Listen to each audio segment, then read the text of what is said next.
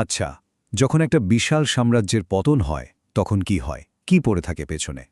শুধুই কি শূন্যতা, নাকি সেই ধ্বংসস্তূপ থেকেই জন্ম নেয় নতুন কোনো অধ্যায়? মৌর্য সাম্রাজ্যের পতনের পর ভারতে কিন্তু ঠিক এটাই ঘটেছিল। এআইএম WBCS ক্লাসেসের তথ্যের উপর ভিত্তি করে আজকের এই আলোচনায় আমরা দেখব কিভাবে সেই শূন্যতা পূরণ হয়েছিল আর কিভাবে এক নতুন, জটিল আর ভীষণ আকর্ষণীয় ভারতের জন্ম হয়েছিল। চলুন তাহলে ডুব দেওয়া যাক সেই সময়ের মানচিত্রে। আর এটাই হলো আমাদের আজকের আলোচনার একদম কেন্দ্রবিন্দু। দেখুন, ক্ষমতার শূন্যতা মানে তো শুধু একজন রাজার চলে যাওয়া নয়। এর আসল মানে হল নিরাপত্তাহীনতা, বিশৃঙ্খলা আর একই সাথে সুযোগ। আর এই সুযোগটাই ভারতকে ঠেলে দিয়েছিল এক নতুন পথের দিকে, যেখানে একদিকে ছিল বিদেশি শক্তির আগমন আর অন্যদিকে দেশীয় শক্তির উত্থান। একবার এই মানচিত্রটার দিকে তাকানো যাক। মৌর্যদের পতনের পর অখণ্ড ভারত যেন চারটে আলাদা মঞ্চে ভাগ হয়ে গিয়েছিল, আর প্রত্যেকটা মঞ্চে চলছিল এক একটা নতুন নাটক, নতুন গল্প। আমরা এক এক করে এই চারটে মঞ্চের দিকেই নজর দেব। ১. কেন্দ্রভূমি মগধ। ২.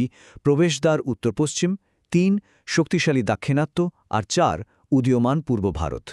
চলুন সবার আগে যাওয়া যাক সেই কেন্দ্রভূমিতে, সেই মগধে, যা ছিল মৌর্যদের ক্ষমতার মূল উৎস। হয়তো ভাবছেন, মৌর্যদের পতনের পর তাদের নীতিই হয়তো বজায় ছিল। না, একেবারেই না। বরং এখানে এমন একটা উল্টো স্রোত বইতে শুরু করেছিল যা ভারতের ধর্মীয় পরিচয়কে নতুন করে গড়ে তুলছিল। আর এখানেই মঞ্চে প্রবেশ করছেন পুষ্যমিত্র শুঙ্গ। কে ছিলেন তিনি? তিনি ছিলেন শেষ মৌর্য সম্রাটেরই সেনাপতি, কিন্তু তিনিই বিদ্রোহ করলেন। আর তার হাত ধরে শুরু হলো এক বিরাট পরিবর্তন। ভাবুন একবার, যে মৌর্যরা বৌদ্ধ ধর্মকে এত পৃষ্ঠপোষকতা করল, তাদের পতনের পরেই পুষ্যমিত্র আবার ফিরিয়ে আনলেন অশ্বমেধ যজ্ঞের মতো প্রাচীন বৈদিক প্রথা। কি বিরাট একটা সাংস্কৃতিক পালাবদল, তাই না? তার প্রভাব এতটাই ছিল যে মহাকবি কালিদাসও তার ছেলে অগ্নিমিত্রকে নিয়ে একটা গোটা নাটক লিখে ফেলেছিলেন। শুঙ্গদের পর কণ্ভরাও ক্ষমতা এলেও এই পরিবর্তনের ধারা কিন্তু চলতেই থাকে। এবার চলুন মগধ থেকে সোজা চলে যাই ভারতের উত্তর পশ্চিম সীমান্তে, যা তখন ছিল বলতে গেলে একটা খোলা দরজার মতো। আর এই দরজা দিয়েই ভারতে ঢুকে পড়ছিল একের পর এক বিদেশি শক্তি, আর তাদের হাত ধরে আসছিল এক নতুন মিশ্র সংস্কৃতি, যা ভারতকে চিরদিনের জন্য বদলে দিয়েছিল। তো এই সময়টায় বলতে গেলে মূলত চারটে বড় বিদেশি গোষ্ঠী ভারতে এসেছিল। আর ওরা যে শুধু রাজ্য জয় করতে এসেছিল তা কিন্তু নয়, ওরা নিজেদের সাথে নিয়ে এসেছিল নতুন ধ্যান ধারণা, নতুন শিল্পকলা আর নতুন শাসন ব্যবস্থা। আর এভাবেই ভারতীয় সংস্কৃতির সাথে তাদের সংস্কৃতির মেলবন্ধনে এক নতুন যুগের সূচনা হয়েছিল। এই স্লাইডটা দেখুন, এক কথায় অসাধারণ, কারণ এটা পুরো ছবিটা একবারে চোখের সামনে নিয়ে আসছে। ভাবুন একবার, ইন্দো গ্রিক শাসক মিনান্ডার বৌদ্ধ ধর্ম গ্রহণ করছেন, শকদের রুদ্রদামন সংস্কৃতের শিলালিপি লিখছেন। এই শকদের একটা বিশেষ শাসন ব্যবস্থা ছিল, যাকে বলা হতো ক্ষত্রপ ব্যবস্থা, মানে প্রদেশগুলোকে ছোট ছোট ভাগে ভাগ করে শাসন করা। আবার পার্থিয়ানদের সময়ে সেন্ট টমাস আসছেন খ্রিস্টধর্ম প্রচার করতে, আর কুষাণ সম্রাট কনিষ্ক এমন একটা ক্যালেন্ডার মানে শকাব্দ শুরু করছেন যা আমরা আজও ব্যবহার করি। কি অবিশ্বাস্য একটা সাংস্কৃতিক মিশ্রণ! তবে এই সব শাসকদের মধ্যে একজনের নাম না নিলেই নয়, মহান কনিষ্ক। তার অবদানগুলো দেখুন। ৭৮ খ্রিস্টাব্দে তার শুরু করা শকাব্দ আজও আমাদের ক্যালেন্ডারে আছে। আর ভাবুন, সেই বিখ্যাত সিল্ক রোড বা রেশম পথ, সেটাও ছিল তারই নিয়ন্ত্রণে, যা ভারতকে সারা বিশ্বের সাথে জুড়ে দিয়েছিল। আর তার পৃষ্ঠপোষকতায় গড়ে ওঠা গান্ধার শিল্প আজও আমাদের মুগ্ধ করে। তিনি সত্যিই একজন বিশ্বনেতা ছিলেন। কিন্তু গল্পটা শুধু বিদেশিদের নয়।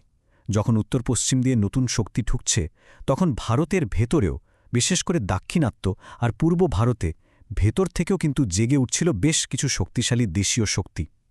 চলুন এবার তাদের দিকে নজর ফেরানো যাক। এই যে মানচিত্রটা দেখছেন, এটাই হলো সাতবাহন সাম্রাজ্য। পুরাণে এদেরকে অন্ধ্র বলা হয়, আর এরা দাক্ষিণাত্যে এক বিশাল আর খুব লম্বা সময় ধরে চলা সাম্রাজ্য গড়ে তুলেছিল। আচ্ছা, সাতবাহনদের সবচেয়ে বিখ্যাত শাসক কে ছিলেন জানেন? গৌতমীপুত্র সাতকর্ণী। আর তার উপাধিটা একবার শুনুন, শক জবন পহলব নিষুদন। এর মানে হল শক গ্রিক আর পার্থিয়ানদের বিনাশকারী। বুঝতেই পারছেন তার সামরিক শক্তি ঠিক কোন পর্যায়ের ছিল। আর ওদের অর্থনীতিতেও একটা মজার ব্যাপার ছিল। ওরা কিন্তু সোনা বা রূপোর থেকে বেশি ব্যবহার করত সীসার মুদ্রা, ভাবা যায়? আর সোপারা বন্দরের মাধ্যমে তাদের বাণিজ্য পৌঁছে গিয়েছিল অনেক দূর পর্যন্ত। এবার চলুন পূর্ব ভারতে, যেখানে কলিঙ্গের মাটিতে চেদি রাজবংশের উত্থান হচ্ছিল। এই বংশের সর্বশ্রেষ্ঠ শাসক ছিলেন খারবেল, আর তার সম্পর্কে আমরা যা কিছুই জানি তার প্রায় সবটাই এসেছে একটা অবিশ্বাস্য সোর্স থেকে, একটা শিলালিপি, যা ভারতের ইতিহাসের এক অমূল্য সম্পদ। এটাই সেই হাতিগুম্ফা শিলালিপি। আচ্ছা, এটা এত স্পেশাল কেন? দেখুন, বেশিরভাগ পুরনো শিলালিপিতে কি থাকে? শুধু রাজার গুণগান, তাই না? কিন্তু এটা সেরকম নয়। এটা অনেকটা যেন রাজার একটা পার্সোনাল ডায়েরির মতো, যেখানে তার রাজত্বের প্রত্যেকটা বছরের কাজের হিসেব দেওয়া আছে। এর মাধ্যমে আমরা হাজার হাজার বছর আগের এক রাজার জীবনকে খুব কাছ থেকে দেখার সুযোগ পাই। তাহলে মৌর্য পরবর্তী এই কয়েকশো বছরকে কি আমরা কেবল একটা ভাঙন বা বিশৃঙ্খলার যুগ বলবো? একেবারেই না। সত্যি বলতে এটা ছিল এক বিশাল পরিবর্তনের যুগ, যেখানে নতুন নতুন শক্তি, নতুন সংস্কৃতি আর নতুন ধারণার জন্ম হচ্ছিল। এক কথায় একটা ডাইনামিক যুগ। চলুন এই পরিবর্তনটা মানচিত্রের মাধ্যমে পরপর দেখি। এই দেখুন, 1 খ্রিস্টাব্দের সময়কার ছবিটা। মৌর্য সাম্রাজ্য ভেঙে গেছে, আর পুরো মানচিত্রটা কেমন ছোট ছোট রাজ্যে ভরা, তাই না? এটাই হলো সেই ক্ষমতার শূন্যতা। কিন্তু মাত্র 100 বছর পর 100 খ্রিস্টাব্দে ছবিটা কিন্তু অনেকটাই বদলে গেছে। দেখুন, উত্তরে কুষাণ আর দক্ষিণে সাতবাহনরা নিজেদের শক্তি বাড়িয়ে একটা নতুন ভারসাম্য তৈরি করছে। ভারতের উত্তর আর দক্ষিণ দুই মেরুতে দুটো নতুন বড় শক্তির জন্ম হচ্ছে। আর তারপর 200 খ্রিস্টাব্দে এই দুটো সাম্রাজ্যই তাদের ক্ষমতার একেবারে শীর্ষে। কুষাণরা মধ্য এশিয়া থেকে উত্তর ভারত পর্যন্ত, আর সাতবাহনরা প্রায় পুরো দাক্ষিণাত্য জুড়ে শাসন করছে।